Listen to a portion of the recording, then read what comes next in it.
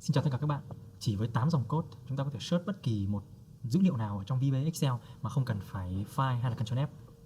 Hôm nay mình sẽ trình bày với các bạn một vài dòng code để có thể search bất kỳ một dữ liệu nào đó ở trong một cái file database. Trong trường hợp mà database chúng ta rất nhiều, như các bạn thấy, tôi có một cái file làm ví dụ, nó là một cái tiêu chuẩn của Mỹ, tiêu chuẩn CSI. Nó khá là dài. Các bạn có thể thấy ở đây là nó gần 9.000 dòng. Đó. Đây là mình đang group nó lại. Nếu mà mình sổ hết nó ra thì nó sẽ rất là nhiều, và chúng ta sẽ không thể biết được là chúng ta cần tìm dữ liệu ở cái chỗ nào. Thì sau khi mà tôi áp dụng cái code đó, tôi viết code, và khi chạy code ấy, thì chúng ta sẽ được kết quả là như sau. Ví dụ như là tôi muốn tìm tất cả các code thuộc cái mục code là 21. Đó, thì nó sẽ chỉ ra code của 21 thôi. Đó. Và sau hoặc là 34 đi, hoặc là tìm 34 thì tất cả các mục 34 là phần transportation sẽ ra. Đó. Chỉ nguyên 34 thôi. Nếu như mà trong cái phần code 34 này tôi muốn tìm một cái thằng nào đó ở trong cái code description thì tôi gõ thêm vào. Ví dụ như là tôi muốn tìm COM, nó sẽ ra tất cả những thằng ở trong phần description có COM mà trong cái phần code mà chúng ta đang search. Hoặc là tôi muốn tìm là VIH, thế nó sẽ ra tất cả những cái phần nào mà vừa thuộc code 34 và thuộc phần description mà nó có dữ liệu là VIH vehicle chẳng hạn, ví dụ thế. Hoặc là trong một trường hợp mình search trong trường hợp ngược lại, mình tìm tất cả những thằng description có schedule.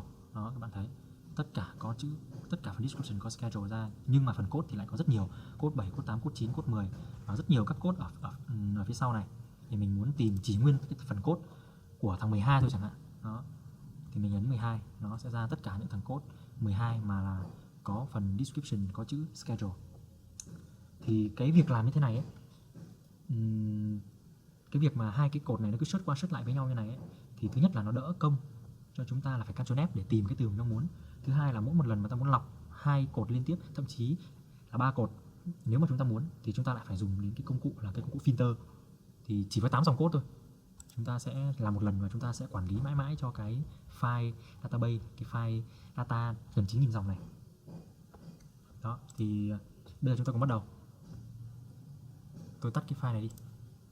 Tôi đã save as nó ra một cái file khác. Đây, chúng ta có một cái file như là cái file ví dụ của tôi, chính là file CSI48. Nó rất là trống trơn, nó không có một cái textbook hay không có một cái lệnh code nào ở đây hết. Đó. Việc đầu tiên là chúng ta cần phải mở cái tab developer này ra. Nếu mà bạn nào chưa có cái tab developer này thì các bạn kích chuột phải ở vào thanh ribbon nhé. Kích chuột phải, các bạn chọn customize ribbon và các bạn tích chọn vào cái nút developer này. Tích chọn vào nó là ok. Đó, các bạn sẽ có cái tab developer. Các bạn ấn vào nút design mode, các bạn chuyển sang chế độ design và ấn vào insert, vẽ cho nó một cái textbook thứ nhất, một cái textbook đầu tiên ở đây để search cho cái trường code này. Đó, chúng ta kích chuột phải vào nó, property. Đó, chúng ta sửa tên cho nó một cái tên gì đó cho nó dễ nhớ, ví dụ như là TXT GRV chẳng hạn. Đó, Japanese antivirus. Đó, một phần mềm diệt virus rất xuất sắc. Các bạn có thể chỉnh phông chữ cho nó tùy thích. Đó, chỉnh lên 12 chẳng hạn, và có thể chỉnh các thông số ở đây như là background color, nó để là window color, hoặc là cái đường bo mình có thể để window background. Đó, sau đó các bạn vẽ cái nút thứ hai, vẽ cái textbook thứ hai, chính là cái textbook cho cái trường description này. Đó, các bạn kích chuột trái vào nó, sửa tên của nó đi cho nó dễ nhớ, TXT Ozawa chẳng hạn. Đó, có thể sửa phông chữ, tùy thích, có thể để Arial, narrow hoặc là regular. Đó, có thể chỉnh các cái phông này, phông nền này, nó tùy thích. Sau đó tắt đi. Bây giờ chúng ta tiến hành đi vào viết code cho từng cái textbook này. Chúng ta có hai cách, một là chúng ta kích đúp vào nó. Đó, hai là chúng ta kích chuột phải ấn vào view code, nó cũng sẽ ra. Nó là một cái private sub cho cái TXT GAV này. Tại sao lại là TXT GAV change? Có nghĩa là cứ mỗi khi mà cái textbook này nó thay đổi thì cái câu lệnh này của chúng ta ở bên trong của nó sẽ được thực hiện. Đó, có nghĩa là khi mà chúng ta viết là 1 thì chúng ta sẽ thực hiện câu lệnh filter trường dữ liệu là 1. Chúng ta viết là 123 thì nó sẽ filter là 123.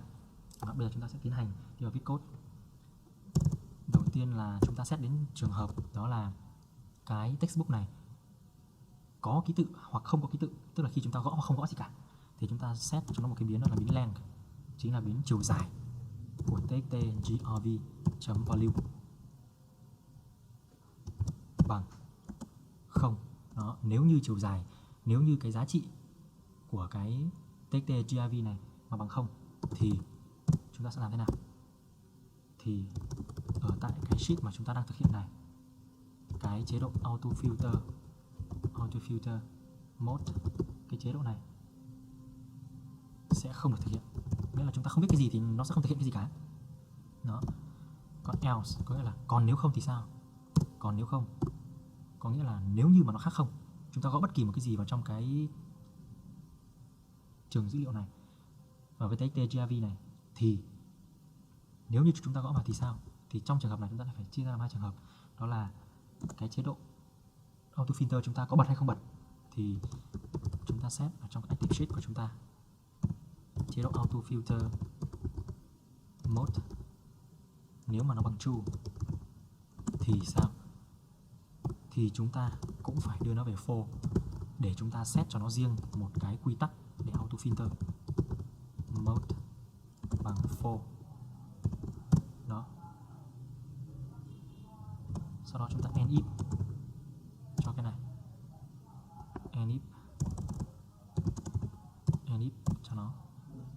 Rồi sau đó chúng ta sẽ đối với cái active sheet, cái sheet chúng ta đang set này, chúng ta set cái range, chính là set cái trường dữ liệu của chúng ta ấy, từ A2 cho đến H mấy, từ A2 cho đến H, các bạn có thể nhìn thấy từ A2 này cho đến H, cho đến cột H của chúng ta, H mấy sẽ tới H mấy. Chúng ta sẽ không cần biết nó là H mấy mà chúng ta sẽ cho nó một cái thông số, đó là rows.count, có nghĩa là chúng ta sẽ đếm số dòng mà có chứa dữ liệu. Sau đó là chúng ta set chế độ auto filter, chúng ta set trong cái trường dữ liệu, đó là trong cái field 3. Field 3 này là gì? Chính là cái cột 3, cột C. Cột C của chúng ta sẽ là ABC, tương ứng với cả số cột là 1, 2, 3. Chúng ta đang set ở cột C thì chúng ta sẽ set ở cái trường là cái field 3. Sau đó là chúng ta đi đến cái phần criteria, có nghĩa là cái dữ liệu mà chúng ta dùng để filter. Criteria 1. Tại sao lại là 1? Tại vì chúng ta có thể filter theo nhiều điều kiện, đúng không? Thì đây là điều kiện đầu tiên.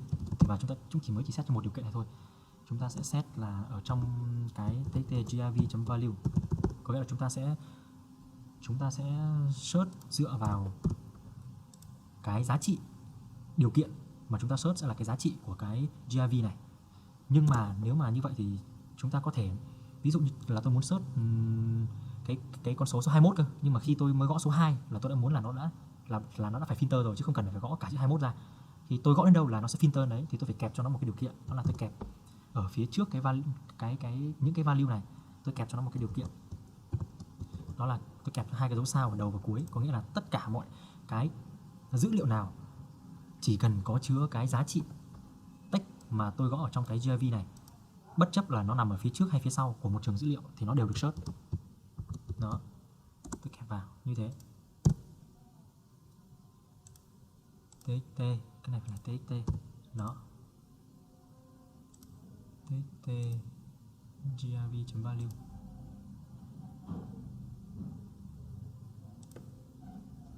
Chúng ta thiếu ký tự và ok.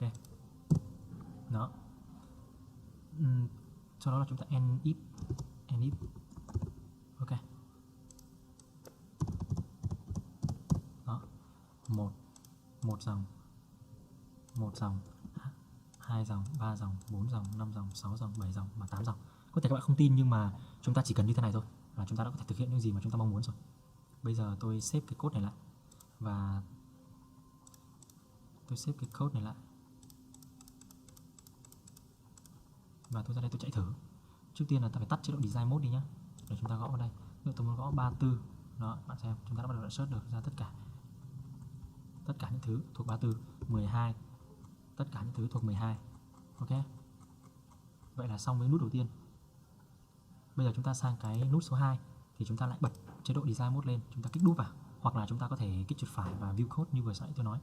Thì tương tự như cái nút ở cái nút grv này, thì cái nút Ojawa này, mỗi khi mà chúng ta change nó thì tôi sẽ thực hiện một câu lệnh. Đó, thì Tương tự như là phần GIV này, tôi sẽ copy nó. Đó, nó rất là tương tự thôi. Tôi paste xuống đây và tôi sẽ sửa nó đi. Cái mà chúng ta cần set nó không phải là GIV nữa, mà nó sẽ là Ozawa. Đó. Và trường dữ liệu của chúng ta thì sẽ vẫn như thế, chúng ta vẫn sẽ filter trong cả trường dữ liệu này. Và cái filter tức là cái cột của chúng ta search nó là cột H chứ không phải là cột C nữa. Mà cột H thì nó sẽ là cột số mấy? Cột H nó sẽ là cột số 8. Các bạn không tin các bạn có thể đếm A, B, C, D, E, F, G, H thì H sẽ là cột số 8. Và cái criteria có nghĩa là cái điều kiện, cái dữ liệu mà tôi dùng làm điều kiện để filter, tôi sẽ lấy theo cái textbook của Ozawa. Đó. Thế thôi, các bạn chỉ cần làm như vậy là đã có thể search được rồi đó.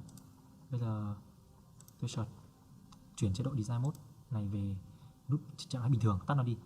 Và tôi có thể search, bắt đầu search. Ví dụ như tôi search beam. Đó, các bạn thấy tất cả những thằng nào liên quan đến beam có chữ beam đều đã được search. Hoặc là schedule như vừa nãy chẳng hạn.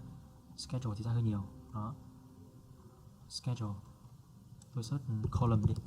Đó, các bạn thấy chỉ có 4 dòng 6.000, 8.000 này là chứa, không, đây, chỉ có từng này dữ liệu là chứa description, có ký tự text là column như tôi search ở đây.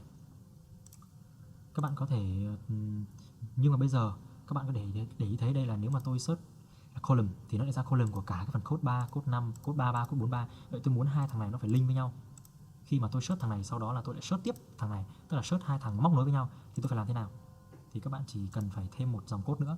Thì cái code này chúng ta sẽ không còn là 8 dòng nữa mà nó sẽ là 9 dòng code. Chúng ta cần phải làm một cái việc như sau, chúng ta sẽ copy cái code của cái textbook này, chúng ta chèn vào cái code của textbook khác. Đó. Tương tự như vậy, tôi copy cái câu lệnh của thằng textbook này và tôi paste cho các cái textbook khác. Đó. Thì các bạn xếp lại, các bạn sẽ có thể thực hiện được nó. Đây.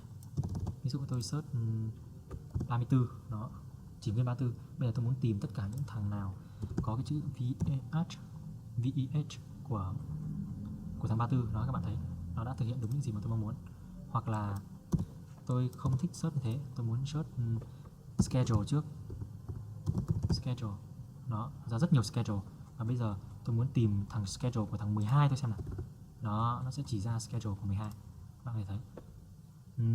Mỗi lần như thế này thì chúng ta đều phải dùng tay xóa đi, nó rất bất tiện. Thế nên là tôi muốn tạo thêm một cái nút, đó là mỗi lần tôi ấn vào nó thì tôi xóa hết tất cả các dữ liệu này đi, thì nó rất là dễ dàng thôi.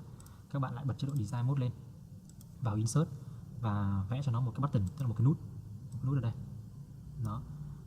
Sau đó các bạn có thể kích chuột phải property, đổi cái tên nút này đi.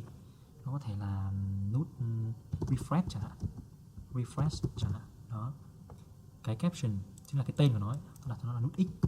Mỗi lần tôi tắt nó đi, phông chữ tôi có thể chỉnh hoặc không chỉnh tùy các bạn. Đó, rồi tôi tắt nó đi. Đó, các bạn thấy nó là một dấu x. Bây giờ tôi kích đúp vào nó để tôi viết code cho nó. Đó, các bạn có thể nhìn thấy nó là refresh click, có nghĩa là mỗi lần tôi click vào cái nút này thì câu lệnh của tôi sẽ được thực hiện. Thì câu lệnh nó rất là đơn giản thôi. Mỗi khi tôi click vào thì tôi cho hai cái textbook này nó xóa đi, thì value của cái textbook này nó sẽ bằng không có gì hết. Và value của thằng Ozawa chấm value cũng không làm bằng cái gì hết, sẽ là x, sẽ là xóa về không đó. Đó, tôi xếp lại, tôi có thể chạy. Các bạn đã tắt chế độ design mode đi. Bây giờ các bạn có thể viết bất kỳ một cái gì vào đây. Đó, các bạn có thể viết bất kỳ một cái gì vào đây, và mỗi lần mà tôi ấn dấu x này nó sẽ tự động xóa hết tất cả đi và nó sẽ refresh lại như lúc ban đầu. Ví dụ tôi search 34, đó, tôi search COM nó ra cái này. Bây giờ tôi ấn vào dấu x này là nó refresh lại tất cả. Đó. Tóm lại là nó chỉ có thế thôi, chỉ đúng 8 dòng code, không, thật ra là 9. Các bạn đã có thể link các cái hai cái trường dữ liệu này lại với nhau, search thằng này và search theo thằng kia, hai thằng móc nối với nhau. Các bạn có thể làm tương tự đối với các cái dữ liệu mà có nhiều cột, thì các bạn chỉ cần chèn thêm các câu lệnh của từng cột vào như tôi vừa mới làm này thôi. Còn bạn nào mà lười nữa ấy, không muốn viết là 8 cái dòng code đấy ấy, không muốn viết khoảng chục cái dòng code này ấy, thì mình sẽ để sẵn cái file này ở dưới phần mô tả. Các bạn có thể tải về và chỉ việc dùng thôi, bởi vì mình sẽ để file XLSM, tức là cái file mà nó sẽ có cả cái code ở đây, để cho các bạn có thể thích thì các bạn thêm sửa cái này. Ví dụ các bạn có nhiều cột dữ liệu thì các bạn không phải là H mà các bạn có thể tới X chẳng hạn. Đó, thì các bạn sẽ có thể tùy chỉnh sửa ở đây và chỉ việc ấn Start là xong. Các bạn chỉ việc dùng sẵn cái code này của mình thôi. Mình sẽ để ở dưới phần mô tả. Xin chào các bạn.